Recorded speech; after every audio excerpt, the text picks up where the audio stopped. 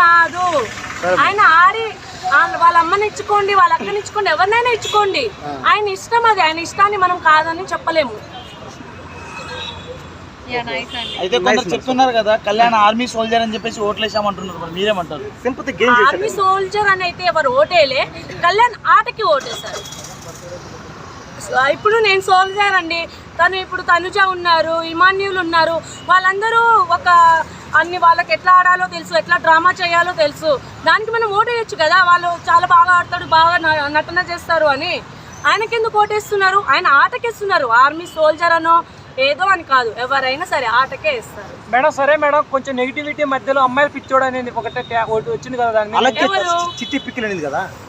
ఇప్పుడు చిట్టి పిక్కిల్ అన్నదో ఏ పిక్కిల్ అన్నదో వాళ్ళన్న మాట్లాడినా అమ్మాయి పిచ్చలు అయిపోరు కదా. ఇప్పుడు మీరు కూడా చూస్తున్నారా బిగ్ బాస్ మీడియా అన్న?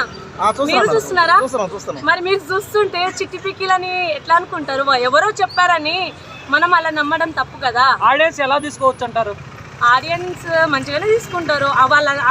తను వచ్చి ఒక రూమర్ ఆయనను బ్లేమ్ చేయనన్న మాత్రాన అందరూ తను చెప్పిందే నిజం అని చెప్పుకోరు కదా. మరి చిట్టి పిక్కిల్ నిజం చెప్తే ఆమె ఎందుకు బయటకు వెళ్ళింది?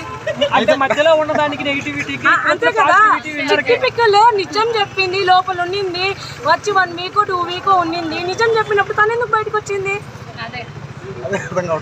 మేడం మధ్యలో ఉన్న నెగిటివిటీకి ఇప్పుడు విన్నర్ అయ్యాడు అంటున్నారు కదా, అంటే బాగా స్ప్రెడ్ అవుతుంది, విన్నర్ అయ్యాను అనౌన్స్మెంట్ కూడా వచ్చింది.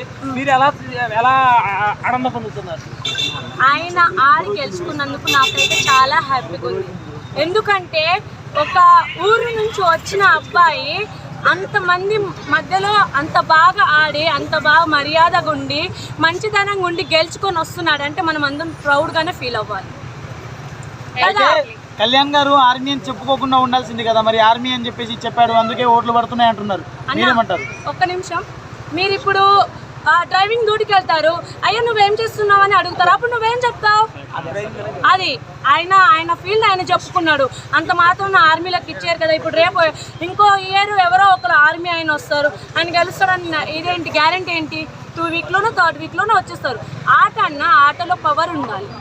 అయితే మరి ఇమాన్యుల్ గారు స్టార్టింగ్ నుంచి మంచిగా ఎంటర్టైన్మెంట్ చేశారు, ఇంకా వస్తే ఓటింగ్ లో కూడా రాలే, 10 వారాల వరకు ఓటింగ్ లో కూడా రాలే, నామినేషన్ కూడా కాలే. సేఫ్ గేమ్ అనుకోవచ్చు. లేకుంటే ఇమాన్యుల్ అందరితో ఆడుతున్నాడు, మంచిగా మాట్లాడుతున్నారు, అందరితో మంచిగా ఫ్రెండ్లీగా ఉన్నారు, ఏడ్చే వాళ్ళని నవ్విస్తున్నారు. అయ్యో ఇతను ఎందుకు మనము ఓటింగ్లో వేయాలి, మళ్ళీ మనము సేఫ్ గేమ్ ఆడుతున్నామని ఎందుకు అనిపించుకోవాలి అన్న విషయంలో వాళ్ళు వేయలేదు. అది వాళ్ళ ఇష్టం కదా అన్న. సరే మేడం, ఇప్పుడు టాప్ 3లో అంటే ఎవరుంటే బెటర్ అంటారు? టాప్ 3 ఇమాన్యుల్ ఉంటే బెటర్. ఎందుకంటారు? ఎందుకంటే కొన్ని సార్లు ఇమాన్యుల్ సేఫ్ గేమ్ ఆడారు.